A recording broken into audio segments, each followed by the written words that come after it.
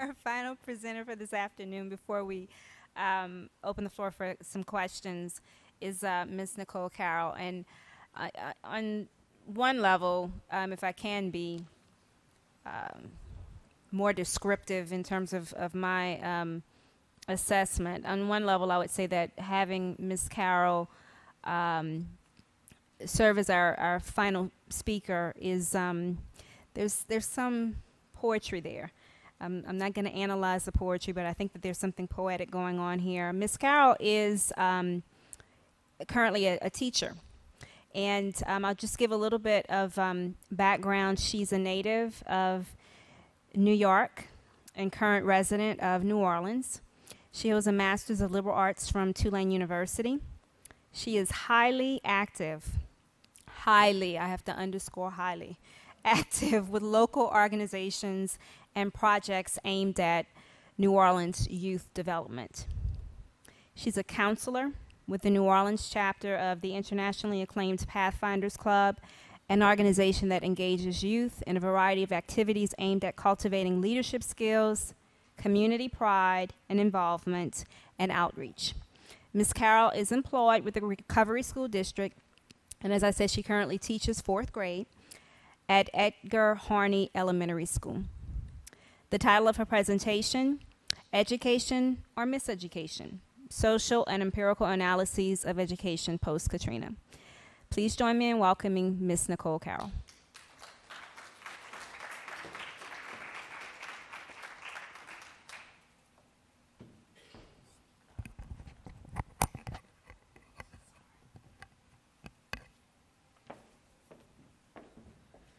Good afternoon, everyone.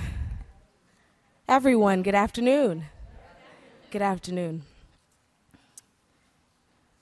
Thank you, Dr. Lewis, for the introduction, and also just a special thanks for inviting me to present in this forum, and also for Tulane for hosting a forum of this nature, which definitely addresses an important matter and a matter that's true and dear to my heart. So I also wanted to thank a couple individuals that I see in the audience that are active members in a book discussion group focused on education that I facilitate. It's held at the Community Book Center off of Bayou Road, and we meet regularly to discuss books on education, specifically Black education here in New Orleans. And so just thanking some of the individuals that I see here that have been a part of my support system since I've been here, and especially since I've started teaching. As many of you who are educators know that teaching is a rewarding occupation. At the same time, it can be very challenging and tiring. And so, again, I'm just thanking some of the individuals that I see here today that have been awesome support, calling me on a weekly, if not daily basis to just keep encouraging me. And then finally, I'm thinking about the 57 students that I interact with on a daily basis. I teach, as Dr. Lewis stated, math and science, and those children are, I guess, the ones who motivate me to come to work every single day and to also, I guess, come up with a solution or a remedy to the matter that we're discussing here today, education, specifically Black education in New Orleans. Could everyone hear me clearly? I know I have a soft-spoken voice, so you can hear me? In the back? Okay, good. Rather than accept the notion that schools are vehicles of democracy and social mobility, educational critics make such an assumption problematic. In doing so, their major ideological and political task is to unravel how schools reproduce the logic of capital through the ideological and material forms of privilege and domination that structure the lives of students from various class, gender, and ethnic groupings. This is a quote by Henry Giroux, Teachers as Intellectuals Towards a Critical Pedagogy of Learning. This introduction is tasked with an enormous burden, to challenge and unravel in a very short time allotted what has become to be thought of as education in the context of America. Education, in all of its myriad forms and manifestations, has come to be a panacea, a universal good. If this task in and of itself were not overwhelming, to tackle the question of Black education, specifically in New Orleans, makes this mission even more daunting. Yet, if we are to focus on the development of African American youth and others similarly situated, history and our future as a nation and as a people demand this. Borrowing from another field of inquiry, the founders of Google have an expression which marks their business enterprise. The expression states, to have a healthy disregard for the impossible. So I'm encouraging us to proceed with a healthy disregard for the impossible as a type of, I guess, mission statement. Black education in New Orleans, pre and post-Katrina. I guess the first question that comes to mind is, what is education, or what's the purpose of education? Dr. Amos Wilson, an educator, writer, and activist, suggests that too many of us see education as essentially a preparation for jobs, as a preparation for moving up in social status, and as a means of securing a better lifestyle. And certainly, these are some of its major functions. However, I do not see them as the primary functions of education. I continue quoting Dr. Wilson as he states, I think it is vital that we understand that the major function of education is to help secure the survival of a people. And that's the end of the quote. But I also want to continue that quote in stating that we're also looking to help secure the survival of a family, of a community, of this country specifically, and then our world at large. Amos goes on to state that you can tell a tree by the fruits it bears. Those of us who are familiar with the Bible, we are also very familiar with that text, or with that verse. And so today, as Dr. Wilson did years ago in his book, Awakening the Natural Genius of Black Children, I would like to challenge everyone under the sound of my voice here today to evaluate education and the current educational system here specifically in New Orleans in terms of its fruits. The children, of course, being the fruits. The Cohen Institute of Public Education right here at Tulane in New Orleans public school history, a brief overview, notes that the first New Orleans public school opened in January 1842 on Julia Street between Magazine and Chapatoulas. It should be noted that in the founding of New Orleans public education, that free blacks who numbered around 11,000 in the 1860s and African people made slaves, numbered around 14,000, were both denied access to public education. These circumstances in the founding of public education in New Orleans continues to reverberate in pre- and post-Katrina New Orleans. New Orleans surrendered to Union troops in 1862, and following the Civil War, separate public schools for whites and African Americans were created. As reported by the Cohen Institute, a number of schools operated an integrated institution in the years 1871 to 1874. However, continued resistance to integration continued with political resistance to combined with political resistance to Republican rule, led to the formation of white supremacist organizations opposed to school integration. In 1871 to 1874, there were still 500 to 1,000 black students attending and several thousand white students enrolled in mixed-race schools in the spring of 1874. However, when Union troops pulled out of Louisiana in 1877, schools were resegregated. Post-Reconstruction, the two separate school systems arose. We had separate and also unequal. That was a given norm. This empirical analysis shows the vast disparity. And I apologize for not having slides, but if you can just envision the statistics I'm going to share with you. In 1939 to 1940, the average state expenditure on education per child was $62.99 per white child. And for black children, the average state expenditure per child was $17.17. In 1937 through 1938, the average annual salary paid to Louisiana teachers was $1,193 for white teachers and $504 for black teachers. Moving on to the Post, in the Brown versus Board Education ruling, it should be noted that the Louisiana legislature quickly passed several bills to keep public schools segregated. In Educational Land Grabs, in the fall 2006 issue of Rethinking School, and this is found online, it portrays, by all accounts, pre-Hurricane Katrina, the public school system in Orleans Parish was one of the less successful schools in the country. The state's own accountability system showed 93 of 117 of the Orleans Parish school system had not made progress before the storm.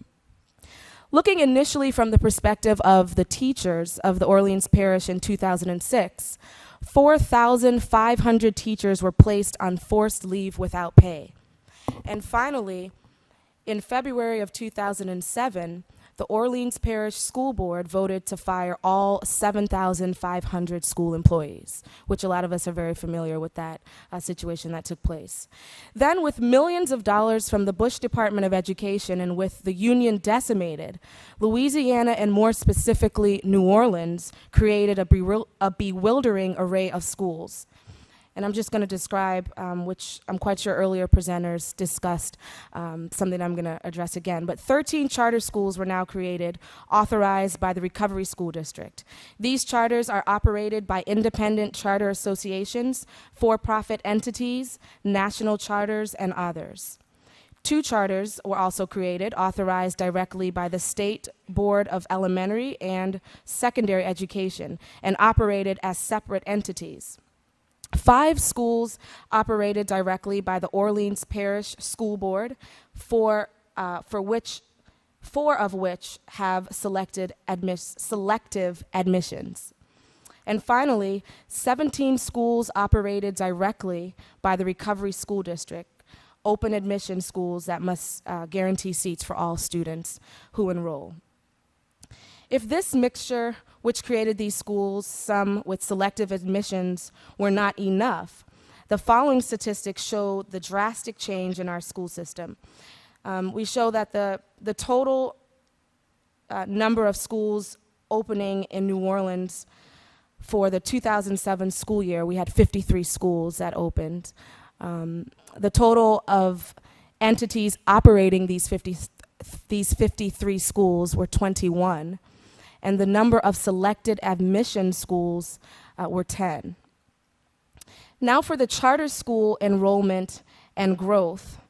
In the 2000-2001 school year, the enrollment was 3,212 students.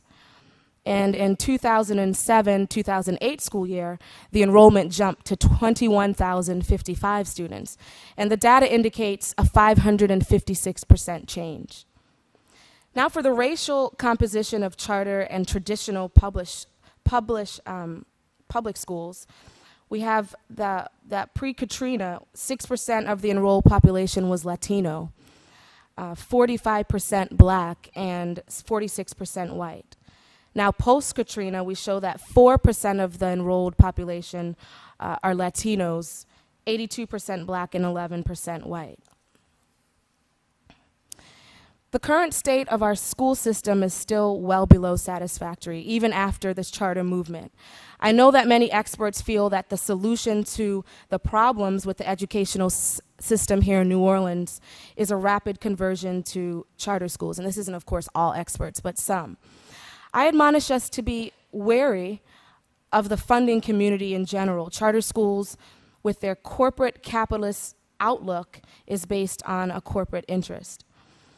Their school's mission is not to create freedom-thinking women and men who challenge the basic paradigm. Funding comes with restrictions and at a cost. That keeps us in a conundrum. As a teacher, it's always easier to just keep your mouth closed, follow the managed curriculum that they give you, literally detailed, word for word, managed curriculum that you receive from the district, and also just collect your pension, and then maybe once you retire, write a book about something that's long gone and hindsight being 2020. But in an interview conducted by Victor Rivero, a writer for Educational Technology Tools, it's an online publication, Rivero asked Paul Vallis, our RSD superintendent, he said, "You're famous for turning schools around. What tools does it take?" Vallis responded, and I quote, he says, "Have a model of what constitutes a high quality school district. In other words, when you go in other words, excuse me, let me read this quote over. Vallis stated, have a model for what constitutes a high quality school district. In other words, know the common elements of high quality, high performing schools, so that when you go in and do a turnaround, you have a K through 8 turnaround model or a high school turnaround model. After 15 years of reform, we know what works and what doesn't work. We know what the ideal model elementary and the ideal model high schools are. Know your resources, the models, and how to secure the leadership to go in and implement these models," end of his quote. Here it is that we have a city that's notorious for having one of the worst public school systems in the country. And we emerge after the aftermath of a horrific disaster, Hurricane Katrina, and now we begin experimenting with education. Privately run charter schools, relatively limited, as the data stated before the storm, are now outnumbering government-run public schools. As Vallis stated, at the end of the 15 to 20-year reform, he hopes to know what works and what doesn't work. Becky Bauer, a writer for the Tuscaloosa News Associated Press, stated, "If the world is a classroom, New Orleans is a petri dish." In other words, our children are the guinea pigs in this charter school experiment. The city of New Orleans, yes, we know, has a reputation for having integrity issues, and that's no secret. Post-Katrina, many of the same corrupt individuals have been involved in rebuilding this failing school system. Let's face it, the same people who gave the city's public school reputation of being fraudulent and corrupt did not change just because of a hurricane. The Times-Picayune reports that after 2005, there have been over 24 indictments against school employees, $71 million in federal money unaccounted for, amongst the many other problems. In my humble opinion, the only difference post-Katrina is that billions of dollars have been allocated to the public education system. Same people involved, just more money in their hands. And again, I'm not knocking, of course, everyone that's in the system, in our public school system. In all honesty, I'm not opposed to charter schools. I'm not. Like Arne Duncan, the U.S. Secretary of Education, stated, "I'm not," and I quote him, "I'm not a fan of charter schools. I'm a fan of good charter schools." In fact, there are quite a few charter school models that have proven quite successful. Jeffrey Canada is one who comes to mind, and in his 20-plus years with the Harlem's Children's Zone, he has become nationally recognized for his pioneering school.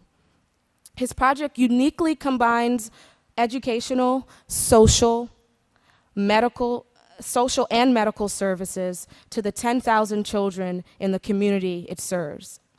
Canada's focus is on the restoration of the community. I truly agree with Canada's philosophy. You cannot have a strong community institution without a strong community. And charter or government-operated rebuilding our community is the solution to the problem with Black education right here in New Orleans. I'm a firm believer of that. Let's truly think about it. It's very difficult to have a positive outlook in a negative environment. Education does not start with or end at school. It is a community investment, and truly, there are so many things bankrupt in our New Orleans public school community. Look at the healthcare disparity, poor housing, broken value systems, violence and safety concerns, unemployment rates. I'm wondering, are we truly surprised that our public school system is inadequate? I propose that we spend most of our time, resources, and money on restructuring our families, restructuring our value systems, and ultimately restructuring our schools. Amos Wilson asserts that educating and training of children to have sense of social responsibility and purpose, social and cultural identity, high and healthy self-regard and respect for others are key importance in the development of a truly wholesome community or society. There are many factors leading to the weakened condition of the community. They must be examined as both external and inherent and dealt with separately. There are certain things that we can fix within our community, but there are also certain external factors that cannot be fixed until there is a serious critique of what the status quo is and how it affects our community. On some levels, failure is excused, especially when the failure to educate can be so easily transferred to the failure of the students' lives. Why can't we work harder at fixing our community? I'll stop and say that again, and let's think about it. Why can't we truly work harder at fixing our community?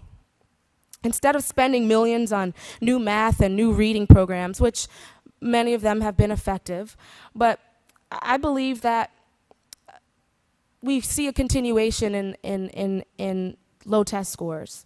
I encourage us to spend time and money on parenting classes for the community, on after-school care or community centers that will provide a safe haven for our children.